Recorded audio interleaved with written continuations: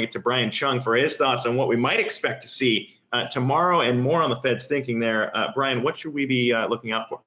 Well, Zach, normally for these scheduled Federal Open Market Committee meetings, we watch for two things, right? What do they do on interest rates? And then maybe any sort of changes to their balance sheet, their large multi-trillion-dollar asset holdings. But we already know that the Federal Reserve has slashed interest rates to near zero. They did that in the middle of March. And then they also have no limit on their quantitative easing program, where they're buying both agency mortgage-backed securities and longer-dated treasuries. So there's really no surprise on both of those fronts. And as you mentioned, there are a few liquidity facilities, a few meaning actually 9 of them, that they've launched since the COVID-19 outbreak here in the United States, addressing everything from US dollar funding to municipal debt, as you just mentioned. And actually just yesterday, they expanded that facility to increase the amount of cities and counties that are covered under that program, in addition to the duration of the types of muni debt that that facility will buy. So the Federal Reserve will be closely watched for some extra color on those types of facilities. Keep in mind that things like the primary corporate credit facility, the secondary corporate credit facility, and also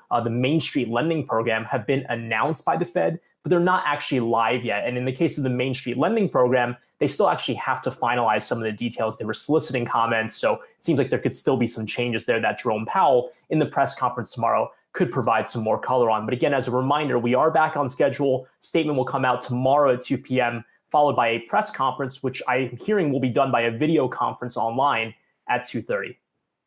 Yeah, I mean, you're talking about expanding those plans to kind of help these cities up. It's interesting because that's going to be something we're watching, as there is a showdown between Republicans and Democrats on what might happen to state funding here, as it sounds like Senator Majority Leader Mitch McConnell still wants states to pursue the bankruptcy options at their disposals. But what's your take on the way that now it might include, the Fed's thinking, will include more cities here? You look at cities like Detroit, who might have problems on their credit ratings, but potentially being able to be helped out by the Fed rather than whatever other measures might be able to come down, pass through Congress.